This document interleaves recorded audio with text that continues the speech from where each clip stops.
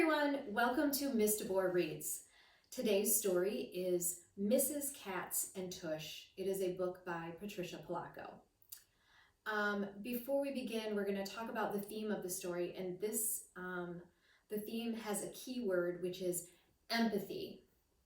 Empathy is the ability to understand and share the feelings of another. So, for instance, if you've ever fallen down and skinned your knee, you know how much that hurts. And when someone else falls down and skins their knee, you could say, ow, oh, I'm so sorry, are you okay? Because you know how that feels.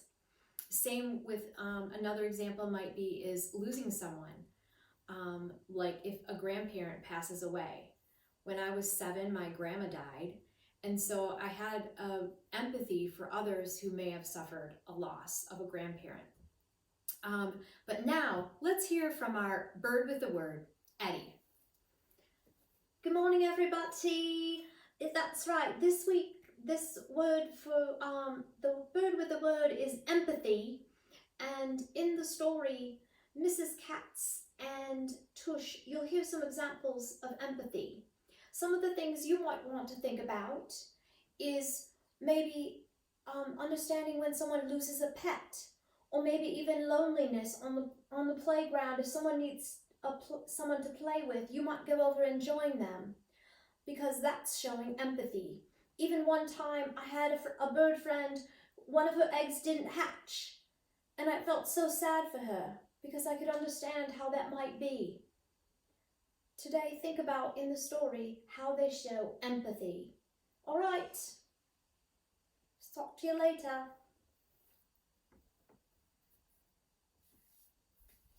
Mrs. Katz and Tush. I'm going to tell you a little bit more about this story before we even begin. Because in this book, Mrs. Katz is readying to celebrate Passover, which begins on April 8th in 2020. And Passover is an eight-day festival in early spring. It includes Passover traditions, such as having Seder meals, which include special foods like herbs and grape juice, matzah, which is an unleavened bread. They also, while they're enjoying these meals and celebrating together, they might tell stories, especially the one about the Exodus from Egypt. They might sing songs, maybe in Hebrew. They have a special prayer called a Katz Tush that you'll hear about in this story. And a Kaddish is an ancient Jewish prayer of thanks and praise and universal peace. Many Jewish people practice Judaism. And what I'm learning is that faith has many rooms. And isn't it lovely to learn about? Mrs. Katz and Larnel are characters in the story that are like real people that Patricia Polacco knew. And before I read, I like to take a sneak peek. So, on the cover, I can see a young boy. This is Larnel. He's got a cat. And here's Mrs. Katz. On the back, it gives you a little clue about what's happening in the story. Larnel doesn't know his neighbor, Mrs. Katz, very well until he asks her to adopt an abandoned kitten. Mrs. Katz agrees on one condition, that Larnel help her take care of the kitten, which she names Tush. As Larnel grows to love Mrs. Katz, he also learns about the suffering and triumph Black history shares with the Jewish heritage. Finally, they celebrate a festive Passover Seder together, but their friendship is only just beginning. Mrs. Katz and Tush by Patricia Polacco.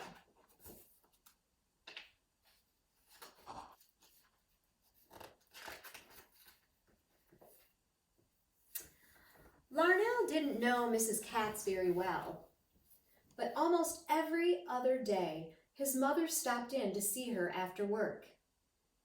Since her husband died, she's so alone, his mother had told him.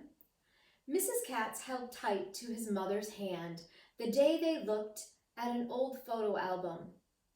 "That's my husband, Myron," said Mrs. Katz. He came from Poland like me a long time ago. We had such a life. Such a life. Then her voice broke.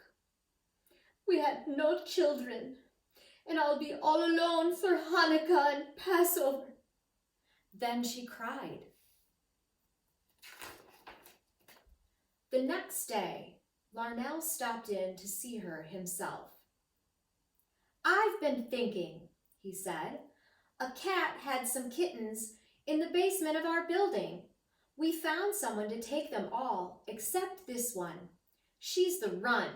Nobody wants her because she's so ugly. She doesn't even have a tail. Ugly, you say, said Mrs. Katz. My Myron was ugly too when he was little, but he grew up to be such a person. Mrs. Katz looked at the little black kitten. Scrawny little babula. So small. No tail, she said as she examined the kitten closely. I don't know, she said doubtfully. Then she saw the look on Larnel's face. Larnel, I'll take her, she announced, but only if you'll come and help me with her. I've never had a cat before. Larnel promised. A good Yiddish name I'll give her, said Mrs. Katz. Let's see, she has no tail. All you see is her tush. That's it. We'll call her Tush. Little Tush grew healthy and strong. Mrs. Katz cooked for her, brushed her, knitted toys for her, and even read to her. Such a person, she'd say as she watched Tush play. Mrs. Katz was in love. Larnel kept his promise. He visited Mrs. Katz and Tush every day after school.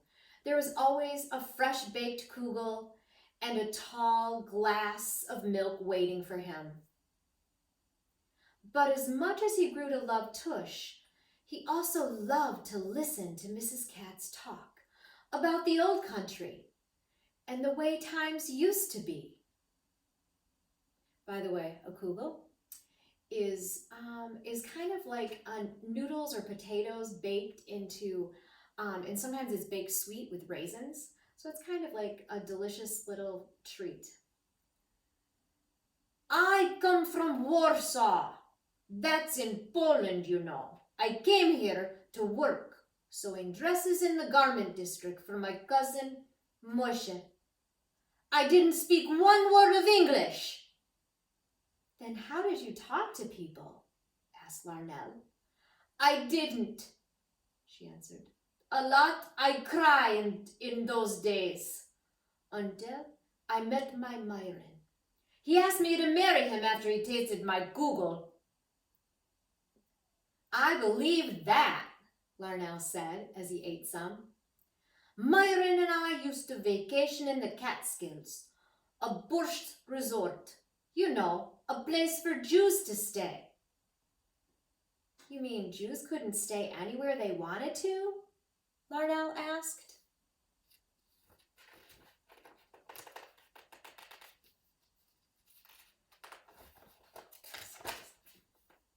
Mrs. Katz didn't answer. Instead, she went to a trunk and pulled out some old clothes. My grandma told me about places she couldn't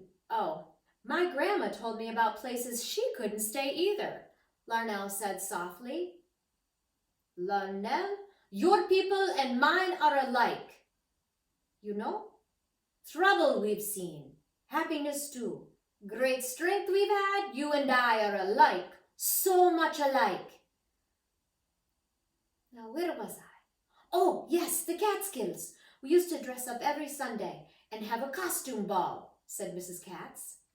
Then she put a record on the record player. It was old and scratched. You hear that, Larnel? She said. That is what we used to dance to. It's a dance from my homeland. Here, I'll show you. They whirled around the room and laughed and giggled. As the weeks passed, Larnel spent more and more time with Mrs. Katz. "Since you are almost family to me, Larnel," she said one day, "I want you should come with me to say Kaddish for my Myron. I know you're not Jewish, but my Myron would have liked you. You're such a person, Larnel." And remember that the Kaddish is that Jewish prayer. Many times they say it during Passover and their Seder feast, but also they might say it at a gravesite and at the stone of where someone is laid to rest. At the cemetery, Mrs. Katz read from her book. Then she asked Larnel to put a small rock on top of Mr. Katz's headstone.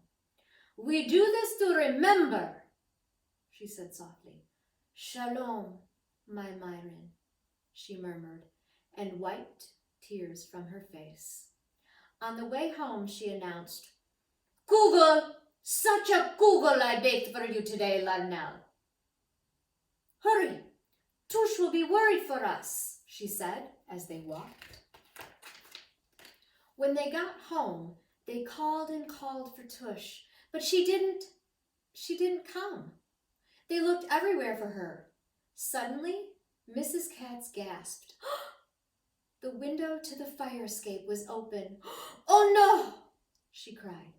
"I forgot to shut the window before I left. Poor Boobala. She's never been outside." "We'll find her," Larnel tried to reassure her. "She's been acting strange lately," Mrs. Katz said through her tears. "She's been trying to get out, but I was afraid that she would get hit by a car." "I'll find her, Mrs. Katz," Larnel said. "I won't let you down." It was getting dark. First, Mrs. Katz and Larnel looked around their building. Then they went everywhere in the neighborhood. They left notes on doors, telephone poles, and fences. They asked everyone who lived nearby, but no one had seen little Tush. That night it stormed. There was rain, awful, awful rain. Mrs. Katz hardly slept as she thought about her little Ketela. "She's such a person, she whispered. Larnel worried most of the night, too. What will Mrs. Katz do, he thought. Please, God, bring that little cat back to her. Larnel said softly into his pillow. A loud knock on the front door awoke Mrs. Katz. It was Larnel's father and two neighbors. "Is this yours?" they asked. "My Buhla, my little Katela," Mrs. Katz exclaimed. "We found her in the back alley, soaking wet and hungry," Mr. Moore said. Thank you, Mrs. Katz said as she took Tush in her arms. After a while, Tush no longer had the least desire to go outside again, but she slept a lot, even when Larnel came over to play with her. It was at my Aunt Havila's Passover Seder that I met Myron. Did you know that? Mrs. Katz asked as she looked at Larnel. What good times they were, with lots and lots of family. Now it's just me, she said softly. Could I have Passover dinner with you? Asked Larnel. I thought you would never ask, she exclaimed as she hugged him close. Such a Seder I'll prepare for you. Passover is a time for good food, Mrs. Katz shouted as they edged their way through the crowd in the deli. Like your people, my people were slaves too. They lived in a country where they didn't want to be. They wanted freedom so much that they prayed to God to help them. So he sent an angel that brought death and sadness to the houses of our captors. But the angel did not visit the houses of my people. Huh? How did the angel know where the Jews lived? Larnel asked. They marked the doors. Then the angel passed over. Passed over, Larnel. That's why we call it this time of celebration, Passover. So, Larnel, we have a big feast to celebrate, but we also remember those who had to suffer so we could be free, Mrs. Katz said. Part of the dinner is sad, and part of it is happy.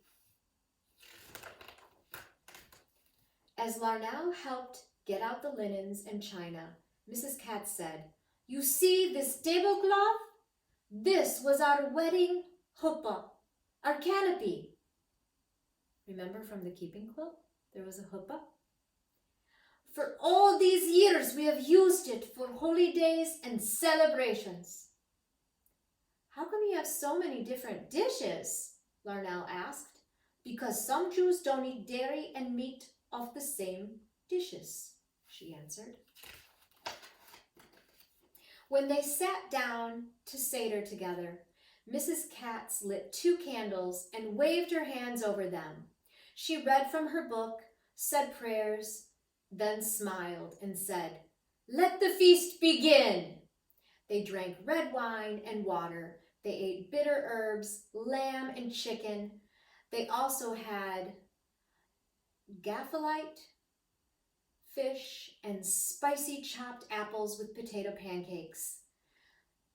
"This bread looks like a soda cracker," Larnel exclaimed. "We call it matzah, dear. We eat it at Passover. It's flat because there's no yeast in it, so it doesn't rise." "Larnel, I have hidden 1 piece of the matzah here in the apartment. If you can find it, I have a surprise for you." The surprise was a hand-knit sweater that she had made just for him. The next day, Mrs. Katz yelled out her back window to Larnel's apartment. "Come quick already! Something wonderful!" Larnel and his mom and dad rushed to her door. "The angel of death passed over, but the angel of life didn't." "Mazel tov, Tush! 4 babies. At last I am a bubby." Babushka. As the years passed, Mrs. Katz, Tush, and her descendants became a part of Larnel's family. There were graduations, weddings, new babies, and finally, a Kaddish. Larnel stood in front of the headstone. He read from her book. He placed a small rock on top of her headstone. Then he, his wife, and their children read the inscription together. "Mrs. Katz, our bubby, such a person." Isn't that a beautiful way to end? Did you notice empathy throughout this story? For instance, the runt cat that was so ugly that Mrs. Katz said, "Like my Myron." That cat needed care, and she took him in. Also, something in common was Mrs. Katz talking about Jews that were slaves, and Larnel remembering some of his ancestors that were also in slavery. That same wish for freedom. And so these 2 people had empathy for each other in understanding what that feels like. And this loneliness that Mrs. Katz had, Larnel was really empathetic. And when his mom showed how much she cared for her, Larnel did the same.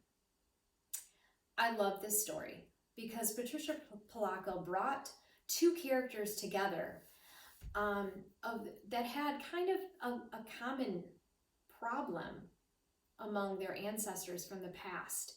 And it's one of these stories that helps us understand the bridging of injustices. This is empathy. They understood the way someone else felt. Here's an invitation for you. Can you write about a time that you showed empathy, where you understood the feelings of someone else? Or have you seen others show empathy? And would you want to write about that? Give it a try. Thanks for joining me.